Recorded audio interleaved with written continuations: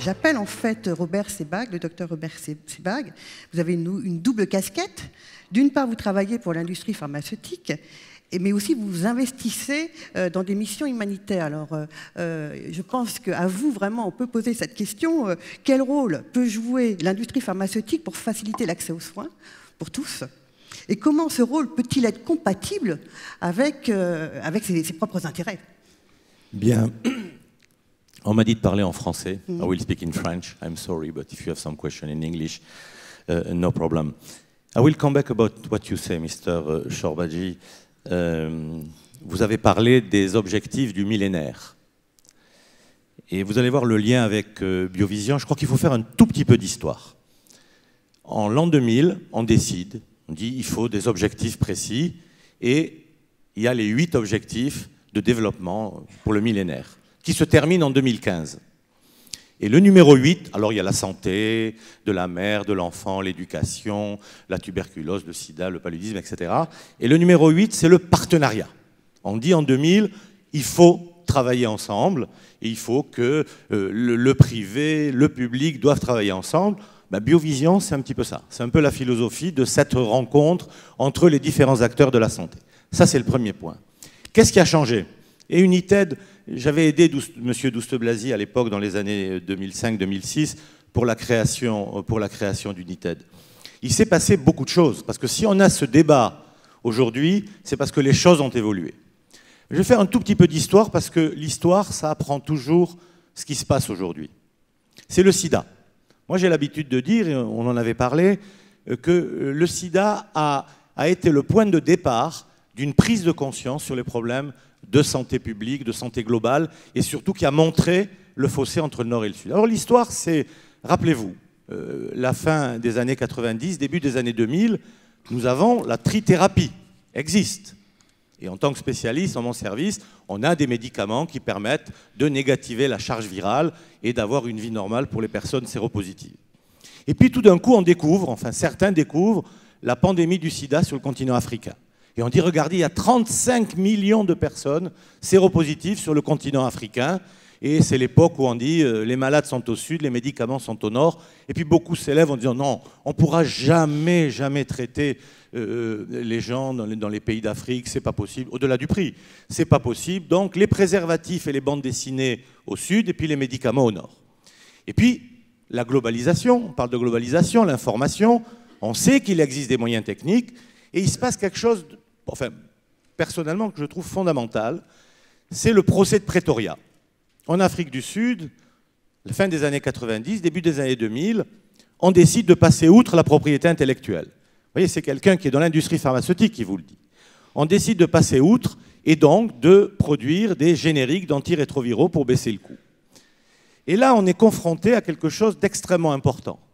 C'est d'un côté, vous avez des règles concernant le commerce international, la propriété intellectuelle, donc vous pouvez avoir juridiquement raison, et socialement, éthiquement, moralement tort.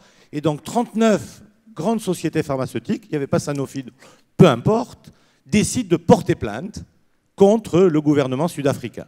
Donc juridiquement raison, mais comment va-t-on poursuivre un pays où vous avez 6 millions de personnes séropositives? Et là-dessus, branle-bas de combat. Dans le monde entier, toute la presse, les journaux, les radios, les télévisions disent c'est pas possible, regardez, ces salauds de l'industrie ne veulent pas laisser un accès aux soins. Retrait du procès. Et là, il y a une cascade d'événements. Et United en est un. Il se passe un certain nombre de choses qui a changé complètement le panorama. C'est que l'industrie retire et prend conscience qu'elle doit faire quelque chose, que c'est un acteur de santé. Là-dessus, les politiques s'emparent des problèmes de santé publique, ce qui n'était pas le cas avant. Et il y a 2 G7, Okinawa et Gênes, début des années 2000, où on décide de créer le Fonds mondial de lutte contre le sida, la tuberculose et le paludisme. Pour la première fois, les problèmes de santé publique rentrent dans l'agenda international. Et c'est une révolution. Et on y met beaucoup d'argent. Et donc, de l'argent existe, au moins pour ces maladies. Et puis, la cascade continue, parce qu'on dit qu'il faut modifier les lois du commerce international. Les accords ADPIC à Doha, où on dit la propriété intellectuelle en cas d'urgence sanitaire. Encore faut-il savoir ce qu'on appelle une urgence sanitaire. On peut passer outre la propriété intellectuelle. Et donc, c'est ce qui arrive, des licences volontaires, des licences obligatoires. Et puis, il y a l'apparition des acteurs privés et publics qui montent sur ce cheval, si vous voulez. Et vous avez United, on a vu Philippe Douste-Blazy, où des États décident, avec une taxe sur les billets d'avion, porter de l'argent pour pouvoir avoir des médicaments. Et puis Gates, on a parlé de la fondation Gates. Monsieur Gates, de sa propre poche, met 30 milliards de dollars sur la table pour créer une fondation. Et monsieur Warren Buffett arrive 1 an et demi après, il en met 37. Et vous avez une fondation privée avec 70 milliards de dollars de capitalisation qui est placée, qui entraîne des revenus avec des budgets autour de 3 milliards de dollars.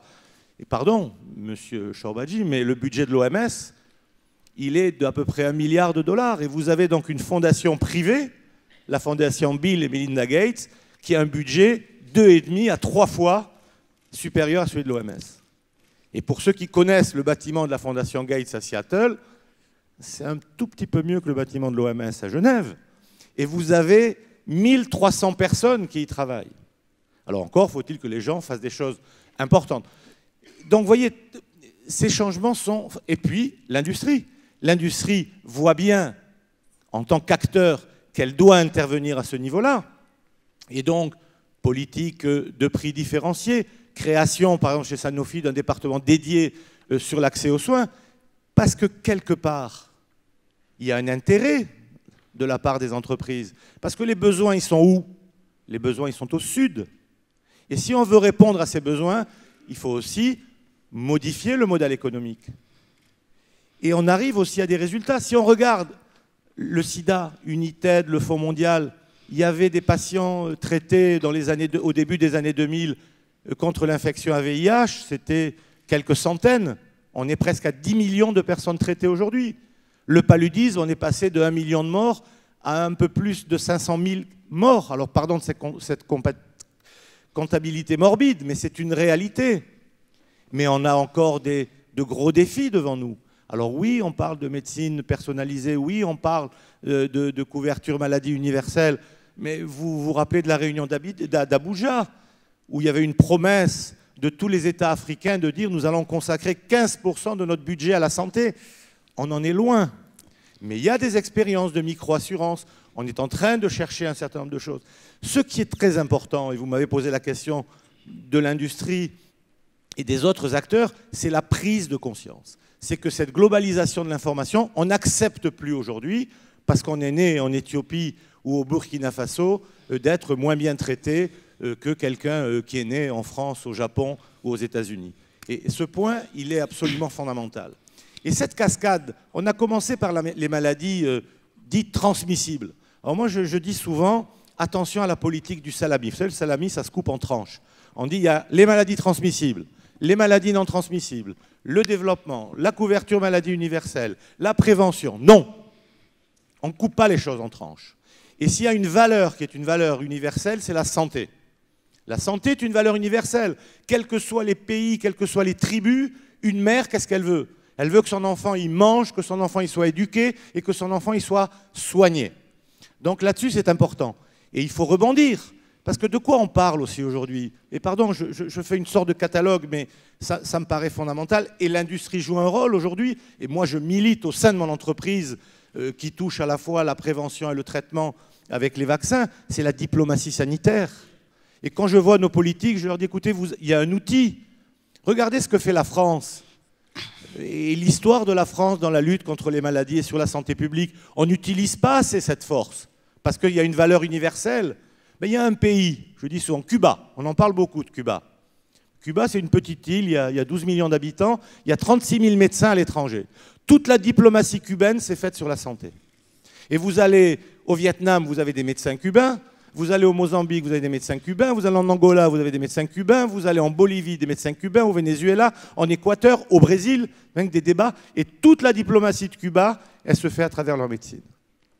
Et je trouve que mon pays, la France, mais ça, pas seulement, devrait utiliser la santé comme un outil diplomatique. Alors aujourd'hui, il n'y a plus de frontières, vous l'avez dit. Et le dernier point, juste pour mettre peut-être des éléments de débat, on parle beaucoup d'environnement. On va avoir dans notre pays, au mois de décembre, la COP 21, cette conférence internationale sur le climat. Ben, on sait aujourd'hui que le réchauffement climatique, qui n'est plus complètement remis en question par les scientifiques, il va entraîner des répercussions sur la santé. Ben, on a des cas autochtones de dengue et de chikungunya dans le sud de la France. La maladie de Chagas, qui ne sévissait que du sud du Mexique au nord de l'Argentine, il y a des cas au Texas. La dengue couvre le sud du Texas, la Floride, toutes les îles Caraïbes. On sait qu'il va y avoir des cas de paludisme dans des endroits où il n'y en avait pas à cause de l'altitude, mais par le réchauffement. Les hauts plateaux du Pérou et de Bolivie, qui étaient exempts d'anophèles, par exemple, ou d'Aedes, eh ben, parce qu'à partir de 2500 mètres, 2000-2500 mètres, les moustiques ne vivent plus. Eh bien, avec le réchauffement climatique, on aura des cas d'arbovirose ou des cas de paludisme dans ces régions-là. Pareil, si on prend les différents niveaux de vie sur le Kilimandjaro. Donc, vous voyez, on a des tas de défis autour de nous. Vous avez dit un mot sur la tuberculose aussi. Ben, la tuberculose, quand j'étais étudiant en médecine, on va dire oh non, la tuberculose, c'est fini, on a le BCG. C'est pas fini. C'est pas fini. Là aussi, quand je vous ai parlé de politique du salami, on coupe en tranches. Alors on dit les pays émergents, les pays en voie de développement, les pays développés. Eh bien, au sein des pays émergents, si vous allez au Brésil, il y a des zones du Brésil ou des zones du Mexique qui n'ont rien à envier à certains pays d'Afrique qu'on considère comme des pays en voie de développement. Dans notre pays, vous allez dans certaines banlieues, dans certains endroits, chez certaines minorités, on a des caractéristiques de santé publique qui sont des caractéristiques de pays en voie de développement. Donc il faut faire attention à ça. Et dans le service dans lequel je travaille, régulièrement, nous avons des cas de tuberculose, co-infectés avec le virus du sida, mais pas seulement. Des prisonniers, les migrants, des personnes en pauvreté, déplacées. Et la tuberculose, c'est 1,4 million de morts par an. Apparition de souches résistantes. C'est 9 millions de nouveaux cas par an. Donc, voyez les différents défis que nous avons. Et je plaide de l'intérieur pour que le partenaire qui est l'entreprise pharmaceutique, elle intervienne à ce niveau-là. Alors, Sanofi, du fait de son histoire, société française, très très présente dans les vaccins. Ben, on va avoir un vaccin demain contre la dengue. On a des produits contre le paludisme. Gros partenariat avec l'OMS sur la maladie du sommeil, où on espère que peut-être en 2020, on va éliminer cette maladie. Peut-être qu'on pourra annoncer l'élimination de la maladie du sommeil et peut-être aussi de la polio, grâce à la vaccination, grâce aux médicaments et grâce surtout aux campagnes et à la sensibilisation. Donc voilà, mesdames, messieurs, ce que je voulais vous dire, au-delà du partenariat, mais en conclusion, je vous dirais qu'il n'y a pas les bons d'un côté et les méchants de l'autre. Que si on veut combler le fossé, dont parlait Philippe Douste-Blazy tout à l'heure, on doit tous travailler ensemble. Et c'est ce que j'aime ici chez Biovision, parce qu'on voit tout le monde, il n'y a pas de polémique. Je veux dire, l'industrie, elle a un savoir-faire, elle a une valeur ajoutée, mais toute seule, elle ne peut pas travailler. D'où la notion de partenariat. Je vous remercie. Docteur, merci. Une question. Il y a la prise de conscience, mais il y a aussi les actes. Vous venez de dire que vous travaillez sur la mise au point d'un vaccin contre la dengue. Lorsqu'il sera au point et lorsqu'il sera mis sur le marché, ce que vraiment je vous souhaite, pourra-t-il être accessible à tous? Et pensez-vous que Sanofi pourrait, par exemple, pratiquer un prix différencié? Alors, je crois que Olivier Charmeil, qui est le président de Sanofi Pasteur, en a dit un mot hier. La politique est... J'en avais parlé avec le président de Sanofi, M. Wimber, à Margaret Chan, qui est le numéro 1 de l'OMS. La politique sur le vaccin de la dengue, parce que ce n'est pas une mise au point. Il existe aujourd'hui, il est en phase 3, et il sera, j'espère, disponible dans certains pays à la fin de cette année. La politique d'enregistrement, ça n'a pas été de dire on va enregistrer aux États-Unis, en Europe, comme on fait d'habitude. C'est d'abord de commencer par les pays d'endémie. Et j'étais moi-même, au mois d'octobre, aux Philippines et en Malaisie, où on a vu le ministre de la Santé. Et c'est d'abord dans les pays les plus touchés, le Mexique, la Malaisie, les Philippines, le Brésil, où le vaccin va être déposé. Et comme c'est d'abord un produit public, il va être d'abord lancé au niveau public. Donc ça va être une politique qui va être faite avec les autorités sanitaires. Bien sûr que le prix va être adapté par rapport aux payeurs, qui seront la puissance publique, et en sachant que le poids en termes de santé publique de la dengue est quelque chose d'extrêmement important. Et puis, il faut dire aussi que l'industrie pharmaceutique, elle n'est pas philanthropique. Je vais peut-être choquer certains d'entre vous. Elle a peut-être fait beaucoup d'erreurs dans le passé. Elle a une certaine responsabilité. Mais aujourd'hui, c'est un partenaire obligatoire. Je répète, si on veut combler ce fossé entre le Nord et le Sud, On doit tous travailler ensemble. Et l'industrie pharmaceutique, sur le développement de médicaments, hein, sur la mise à disposition des personnes, sur tous les problèmes de logistique, sur les problèmes d'éducation. Hein. Les Anglais disent « drug alone is not enough ». Le médicament seul, il ne sert à rien. Moi, je travaille beaucoup sur le paludisme. Si vous n'expliquez pas aux mères en Afrique le lien entre le moustique et la maladie, pourquoi voulez-vous qu'elles utilisent des moustiquaires imprégnés? Alors on rigole, on dit ouais, ils font ça, ils vont pêcher avec, ils se font des robes de mariée. Mais parce qu'on ne leur a pas expliqué. On ne leur a pas expliqué que c'est pour se protéger des moustiques. Pareil sur la leishmaniose. Mais il y a aujourd'hui, je crois, une volonté délibérée des différents partenaires. En 2012, à Londres, il y a eu la London Declaration avec Madame Chan, avec Monsieur Bill Gates, avec 12 grands patrons de l'industrie pharmaceutique qui ont pris 10 maladies qui font partie de la liste de ce qu'on appelle les maladies tropicales négligées. Il y en a 17. Ça touche 1,4 milliard de personnes. Et ils ont dit sur ces 10 maladies, parmi lesquelles il y a la maladie du sommeil, les dragonculoses, les schistosomiases, les filarioses, etc., on va essayer de se donner un but de les éliminer entre 2020 et 2030. Et c'est un commitment, comme disent les anglo-saxons. C'est plus qu'une promesse, avec des moyens, et régulièrement, tous les ans, on regarde où on en est en termes d'élimination de ces maladies. On va y arriver. On doit y arriver. Parce qu'il y a une responsabilité qui est une responsabilité de tous. Des entreprises, des universités, des journalistes, parce qu'en termes d'éducation, vous jouez un rôle extrêmement important. On n'a pas le droit de ne pas y arriver, parce que les moyens techniques, ils existent. Les moyens techniques, ils existent, hein, qu'ils soient digitaux, médicaments, éducation, même argent. Le problème, c'est comment les utiliser. Parce que quand on parle d'accès, l'accès, c'est aujourd'hui. Bien sûr que la recherche est importante, mais la recherche, c'est demain. Qu'est-ce qu'on fait aujourd'hui sur les gens qui sont malades ou les gens qui vont être malades demain? Je vous remercie. Merci, docteur. Est-ce que quelqu'un souhaite intervenir au propos du docteur Robert Sebag? Sinon, j'appelle Jean-Marie Laine, le professeur Jean-Marie Laine. J'aimerais bien avoir le regard du chercheur et du scientifique sur ce sujet de santé globale. Pensez-vous, professeur, qu'on puisse atteindre cet objectif si ambitieux? Je ne vais pas répondre tout de suite à cette question, mais je voudrais d'abord parler un peu de Biovision. J'ai accompagné Biovision depuis fort longtemps, et cette manifestation est tenue maintenant fermement par Didier Hoche, mais je ne voudrais pas négliger non plus de citer qu'un enfant de ce genre va avoir aussi des parents, et il y avait 3 parents, 3 pères fondateurs, Raymond Barre, ancien Premier ministre, Philippe Desmarescaux, qui est dans la salle, ancien président de Rhône-Poulenc du groupe, et François Gros, ancien président de l'Académie des sciences et professeur à l'Institut Pasteur. C'est à eux que nous devons que ça existe de nos jours.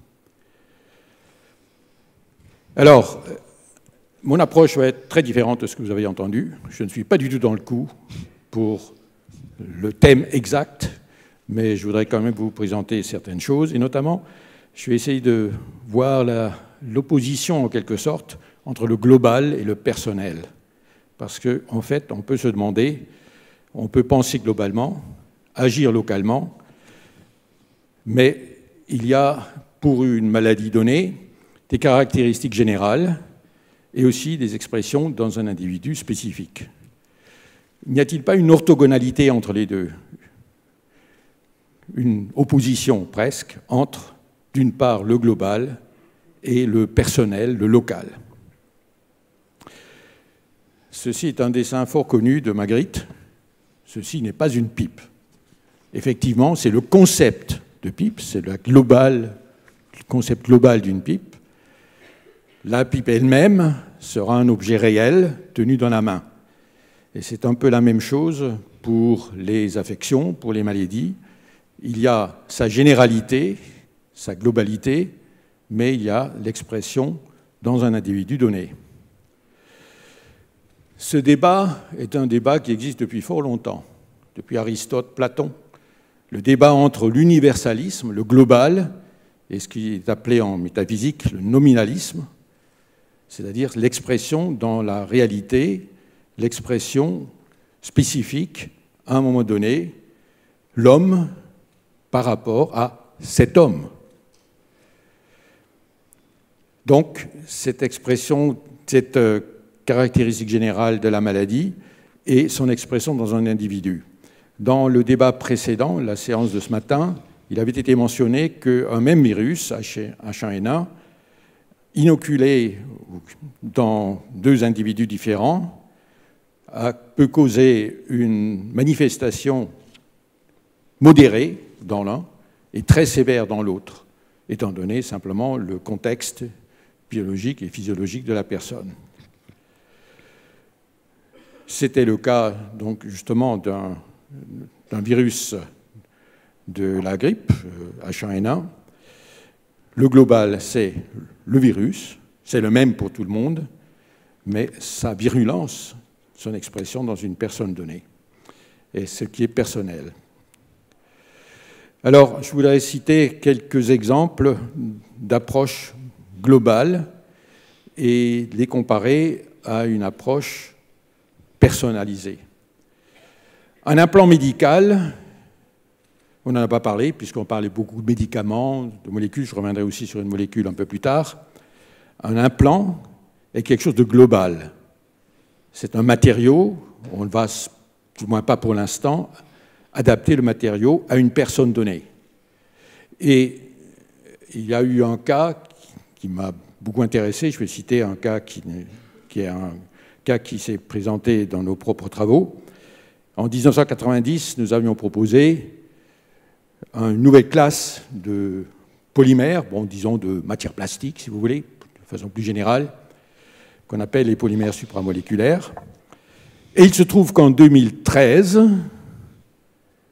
ce genre d'objets, de matériaux, a été utilisé pour faire des matériaux biocompatibles et notamment pour fabriquer des implants cardiovasculaires, généralement applicables en principe. Ces implants ont été utilisés dans des affections de malformations cardiaques congénitales chez les enfants par une petite compagnie qui a fait le travail qu'il faut pour transformer un concept initial donc de polymères supramoléculaires, qui était de la recherche fondamentale, en une application utilisable en médecine qui permettent d'avoir un polymère biocompatible, un implant biocompatible, et qui, en même temps, permettent l'invasion par les cellules. Bon, c'est pour des enfants, évidemment. Il faut que ce soit un matériau aussi qui puisse s'adapter au fait que l'enfant est en croissance. Ce n'est pas un implant qui doit être trop rigide, sinon il ne va pas accompagner la croissance. Le résultat de ceci a été que ça a été introduit par chirurgie dans une personne humaine, par un groupe de l'hôpital Bakulev à Moscou, dirigé par Léo Bokeria, que je ne connaissais pas, mais que j'ai appris à connaître de cette façon-là. Et voilà le résultat.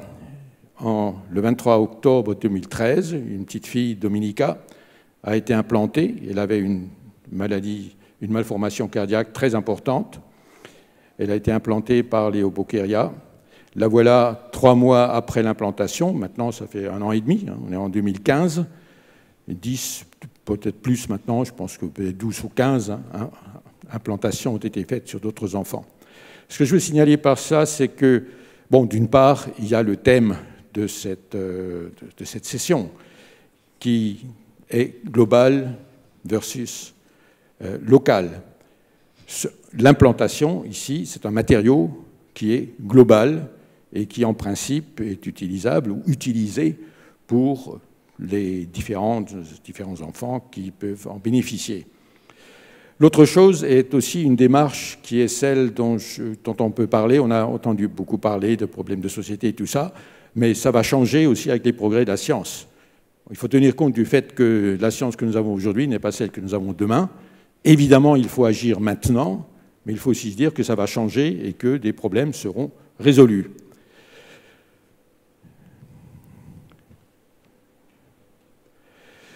La partie qu'on peut appeler personnelle, la contrepartie personnelle de cette implantation et la transplantation.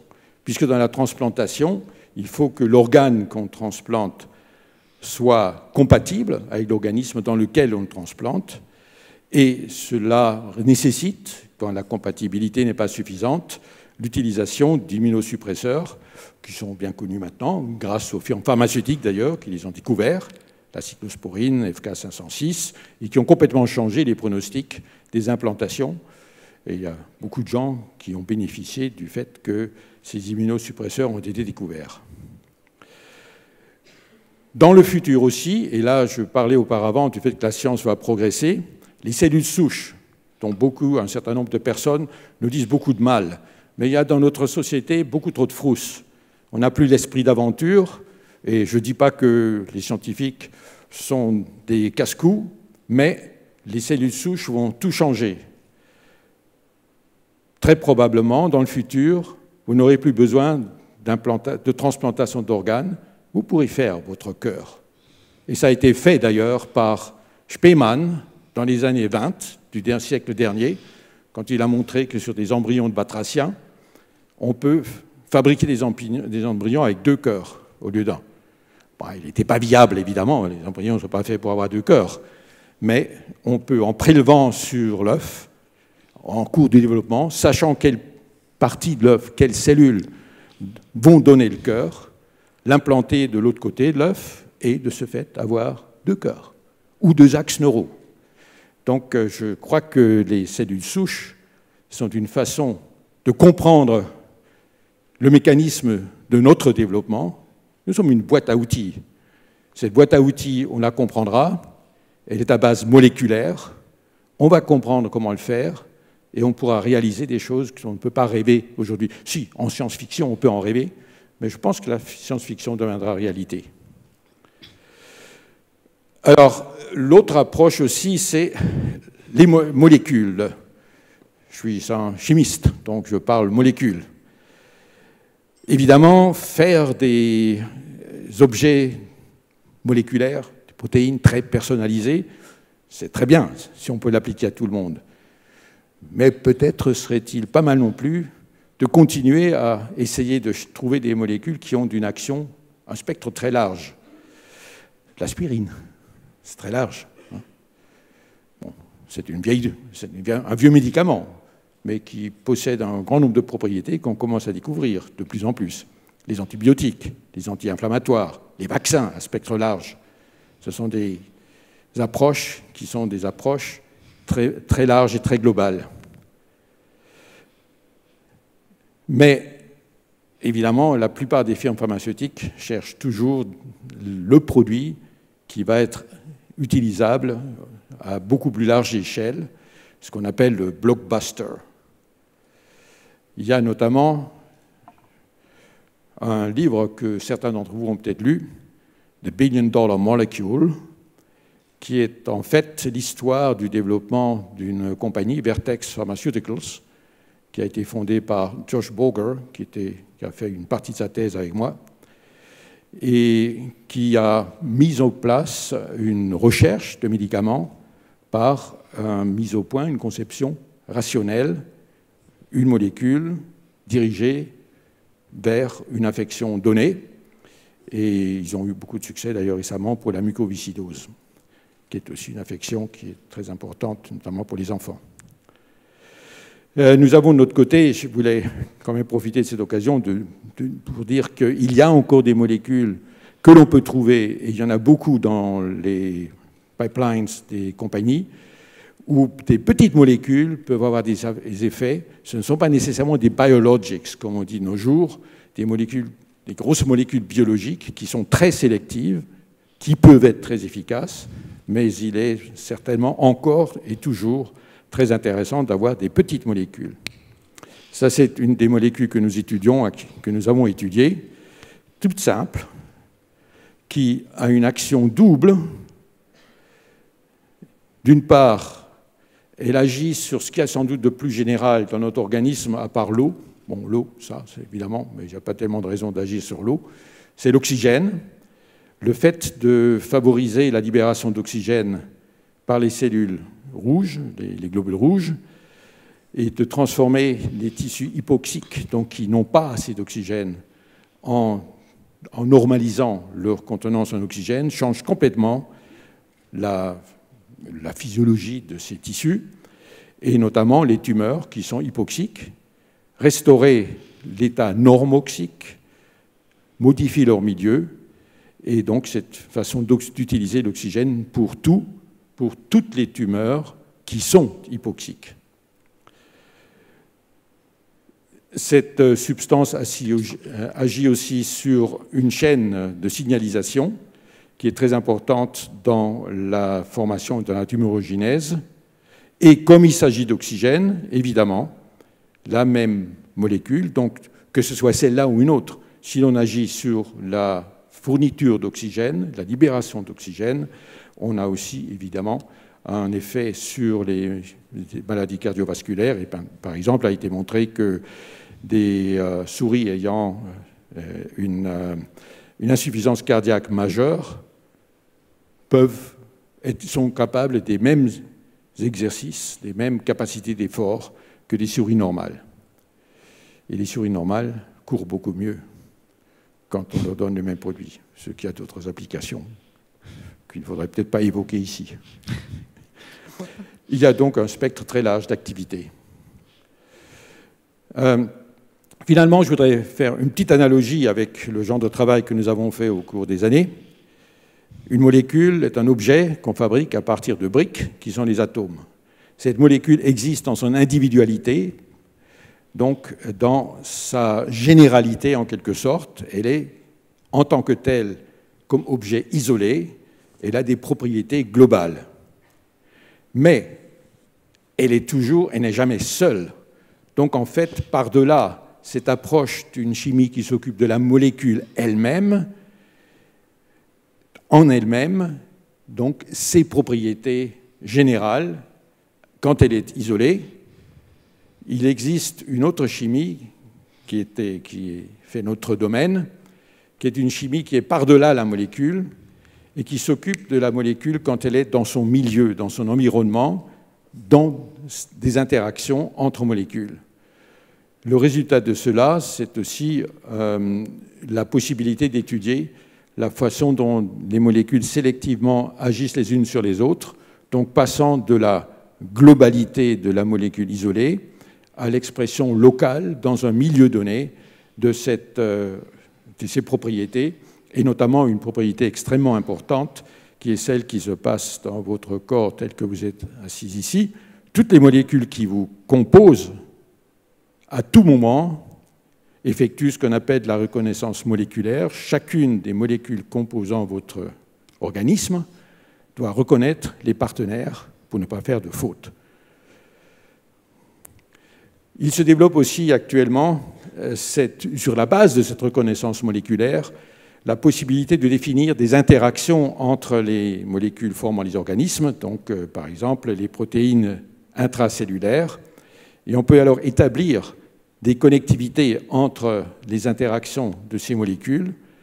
On parle alors d'un réseau d'interactions et il se développe, semble-t-il, une médecine de réseau qui essaye de voir si les réseaux caractérisant certaines affections se superposent ou pas, si c'est isolé ou pas isolé, s'il y a une interaction ou pas une interaction entre les différentes entre donc les molécules, les réseaux caractérisant une affection, une maladie donnée. Et on arrive donc de plus en plus, on n'a pas encore prononcé le terme, enfin c'est un terme qui maintenant existe en biologie, en chimie et en médecine devrait aussi être utilisé, une médecine du système par opposition à la médecine localisée et à une médecine d'une affection isolée. Ce qui d'ailleurs fait aussi le thème des discussions que nous avons entendues. Finalement, il y a d'une part l'approche qui consiste à dire un médicament, une molécule pour tous ou une molécule pour chacun. Ni l'un ni l'autre n'est viable. Le premier, il y a fort peu de chances qu'il existe pour tous. Le deuxième, ce n'est pas possible. On ne peut pas faire un objet une espèce active pour chaque personne, chaque homme et femme sur la Terre, chaque être humain.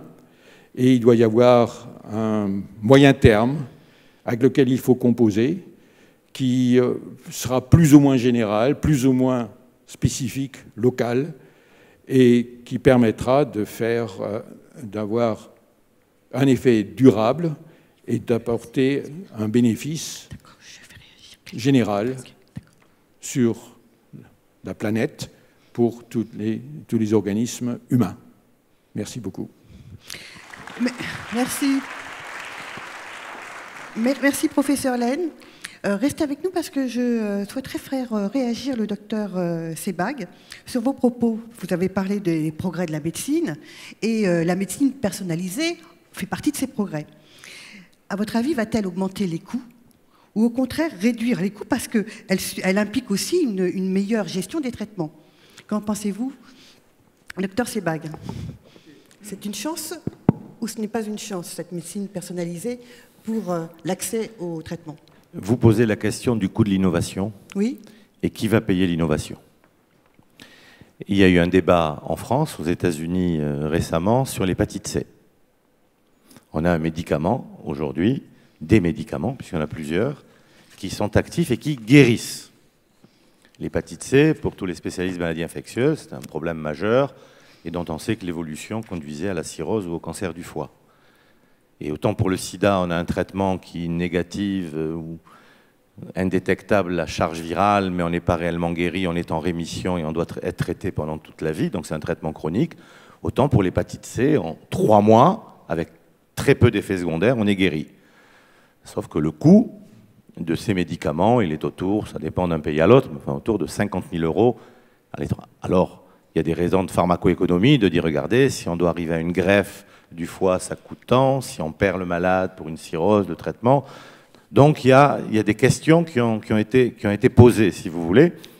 Et la question, c'est est-ce que les systèmes de santé, couverture maladie universelle, dont on parlait, est-ce que les systèmes de santé publics ou privés pourront demain suivre, si vous voulez, le coût, parce que les médicaments sont de plus en plus sophistiqués, beaucoup, pas que des molécules, notamment de la chimie, il y a des biotechnologies aujourd'hui, et quand on regarde le portefeuille des laboratoires, il y a beaucoup, si vous voulez, de produits de biotechnologie très sophistiqués, anticorps monoclonaux et autres, et donc c'est une question politique. C'est une question politique aujourd'hui concernant le coût de l'innovation et qui va payer cette innovation, système privé, système public, et quand on connaît un certain nombre de crises, donc il y aura des choix à faire, mais c'est un problème éminemment politique. Alors on ne peut pas arrêter la recherche, on ne peut pas arrêter le progrès, on ne peut pas arrêter l'accessibilité pour les personnes, mais aussi la question c'est qui va payer. Alors on peut voir des modèles économiques différents, on parle beaucoup de prix différenciés aujourd'hui, c'est-à-dire on peut diminuer les marges dans certains pays en augmentant les volumes, arriver malgré tout, parce que la question qui est derrière, c'est aussi le financement de la recherche. Et le financement de la recherche, vous le savez bien, monsieur le professeur, il ne peut pas être que public. Le partenariat public-privé, il est important. Et qu'aujourd'hui, les grandes sociétés, qu'elles soient pharmaceutiques ou autres, ont des partenariats extérieurs. Vous ne pouvez plus avoir uniquement en interne un centre de recherche qui réponde à toutes les questions. Et donc, il faut mettre tout ça sur la table, mais c'est vrai que c'est un problème éminemment politique. Oui, le financement de la recherche revient sans doute beaucoup moins cher que le financement de la santé. Mais c'est vrai que c'est pour le futur, et je crois que là aussi, il y aura beaucoup de changements qui permettront d'aborder peut-être les problèmes d'abord. Évidemment, je conçois très bien que les médicaments puissent être très très chers, parce que le développement était très cher. D'abord la recherche, puis le développement, et puis le plus cher, passer au stade de la mise sur le marché. Hier, je voulais faire une remarque, je n'ai pas osé poser une question hier pendant l'ouverture. Il y avait un de nos collègues indiens, il est peut-être dans la salle, qui a dit que le coût des développements coûtait extrêmement cher, qu'on pourrait faire beaucoup moins de patients, et donc ça pourrait bénéficier à terme sur le coût du médicament. Il n'a pas tort, mais il faut savoir la pression, il y a un décalage entre les autorités sanitaires, les affaires réglementaires, système d'enregistrement des médicaments aux États-Unis ou en Europe, où le principe de précaution primant, on vous demande de plus en plus de patients, de plus en plus d'essais pour être sûr d'avoir le produit le plus sûr possible. Et ça coûte de plus en plus cher. Exactement. Et on demande de plus en plus de patients. Donc il y a un décalage, si vous voulez, réel. Et donc on est obligé, si on veut que le médicament un jour soit accessible, de passer par les fourches codines des autorités réglementaires. Vous avez tout à fait raison. Et je crois que justement, parfois nous nous tirons dans le pied. Le principe de précaution est une des pires choses qui arrivent. Personnellement, je suis totalement opposé à ce principe. Vous voulez traverser la rue, vous regardez à gauche et à droite, et vous passez. Vous appliquez le principe de précaution, vous ne passez pas. Vous ne traversez pas la rue. Donc, je crois que là aussi, mais c'est un problème de société, si on veut avoir zéro risque, on a zéro progrès. Donc, je suis d'avis, enfin, je pense qu'on est bien d'accord là-dessus. On est tout à fait d'accord là-dessus, et c'était mon couplet contre le principe de précaution et contre le fait que l'esprit d'aventure se perd. Il faut qu'on accepte qu'il y a des risques. Et nous en avons tous les jours. Je peux tomber de l'escalier là en descendant. C'est fort possible. Et ce risque a un coût. Le temps a passé très très vite et on me demande de conclure maintenant. Alors vraiment, c'est dommage parce que j'avais d'autres questions, mais il est temps de nous quitter. C'était vraiment très intéressant. Je vous remercie, messieurs, pour ces réflexions passionnantes et donc ces discours. Merci beaucoup.